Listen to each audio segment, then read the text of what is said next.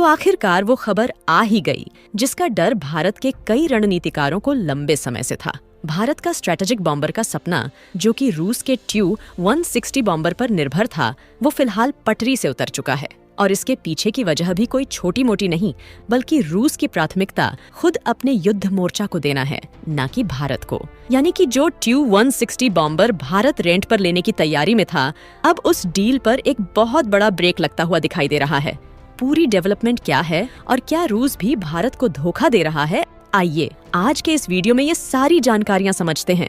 लेकिन आगे बढ़ने से पहले इस वीडियो को लाइक करके चैनल को सब्सक्राइब जरूर कर लीजिए। भारत का एक सपना जिसे भारत ने कई सालों से सजो कर रखा था और वो उड़ान भरने ही वाला था, लेकिन रूस के एक फैसले ने उसे जमीन पर ला दिया। ये कोई छोटा सपना नहीं था, बल्कि ये भारत का स्ट्रेटेजिक बॉम्बर हासिल करने का सपना था।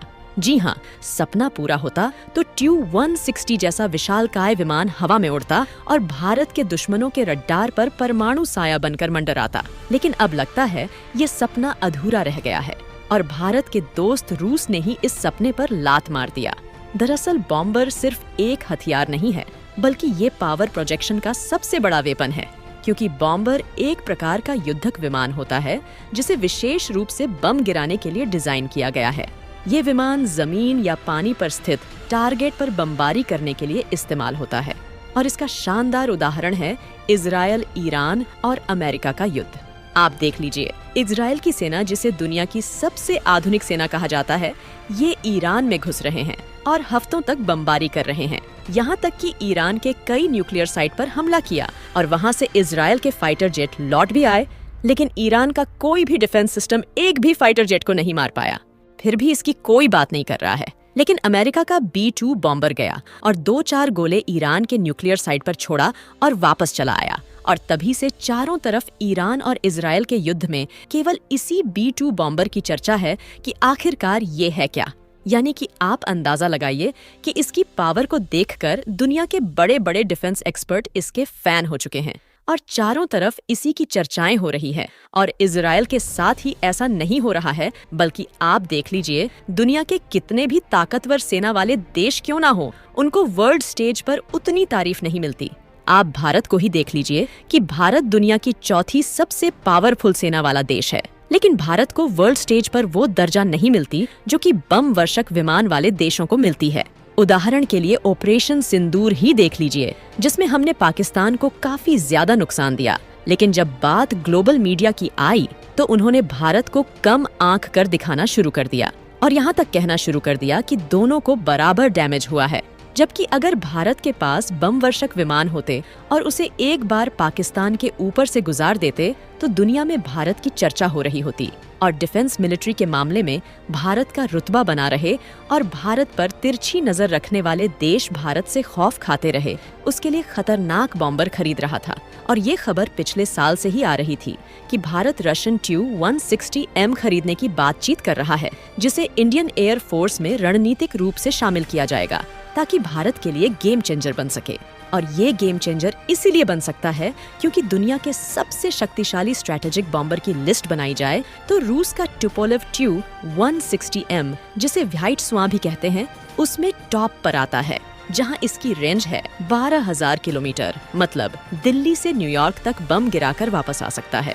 इसकी पेलोड कैपेसिटी की बात करें तो वो 40 टन है, यानी ये एक साथ दर्जनों ब्रह्मोस मिसाइल ग्रेविटी बम और परमाणु हथियार लेकर उड़ सकता है। और कमाल की बात यह है कि ये मैक 2.05 की स्पीड से उड़ता है, मतलब दुश्मन को पता भी नहीं चलेगा कि मौत कब उसके ऊपर मंडरा रही है। अब आप खुद सोचिए, जब चीन ने अपना H-6K बॉम्बर तिब्बत में तैनात कर रखा है और पाकिस्तान ने भी चीन के साथ मिलकर नई एयर बेस बनाना शुरू कर दिया है, तो ऐसे में भारत को एक लॉन्ग रेंज स्ट्रेटेजिक बॉम्बर की कितनी जरूरत है। इसी जरूरत को देखते हुए भारत ने रूस के साथ बातचीत शुरू की थी कि या TU-160 को लीज पर लिया जाए या फिर उसकी प्रोडक्शन करी जाए भारत में, ताकि भारत का पहला स्ट्रेटेजिक बॉम्बर स्क्वाड तैयार किया जा सके। इस प्रस्ताव पर 2021 से ही बैकडोर मीटिंग चल रही थी। भारतीय वायु सेवा ने TU-160 के अपग्रेडेड वर्जन TU-160M2 का स्पेसिफिकेशन भी एनालाइज किया था। DRDO भी इसमें शामिल था कि अगर भारत इस बॉम्बर को लाता है तो क्या हम इसे स्वदेशी ब्रह्मोस क्रूज मिसाइल से लैस कर सकते हैं। यानी कि प्लान ये था कि भारत इस बॉम्बर को एक उड़ती हुई न्यूक्लियर प्लेटफॉर्म बना दे जो एक ही बार में चीन की पूरी पूर्वी कमान को तहस नहस कर दे। लेकिन अब खबर आ रही है कि रूस अपनी बात से पलट चुका है और उन्होंने साफ शब्दों में कह दिया है कि फिलहाल TU-160 बॉम्बर की सप्लाई किसी देश को नहीं की जा सकती, क्योंकि रूस को खुद उनकी जरूरत है यूक्रेन युद्ध के लिए। अभी तक रूस के पास कुल 19 की संख्या में TU-160 थे, जिसमें से केवल 10 ही ऑपरेशनल थे, यानी कि लगभग 9 भारत को मिल सकते थे। अब आप सोचेंगे कि क्या भारत हाथ पर हाथ रखकर बैठा रहेगा या अब भारत कोई और रास्ता तलाशेगा? तो जवाब है, भारत ने ऑलरेडी नया रास्ता तलाशना शुरू कर दिया है, क्योंकि बात सिर्फ एक बम्बर की नहीं है, बल्कि बात भारत के रणनीतिक सैन्य भविष्य की है, जहां पहला विकल्प है स्वदेशी स्ट्रैटेजिक बॉम्बर प्रोग्राम। जी हाँ, भारत में अब चर्चा तेज हो गई है कि क्यों ना एक made in India long range bomber programme शुरू किया जाए।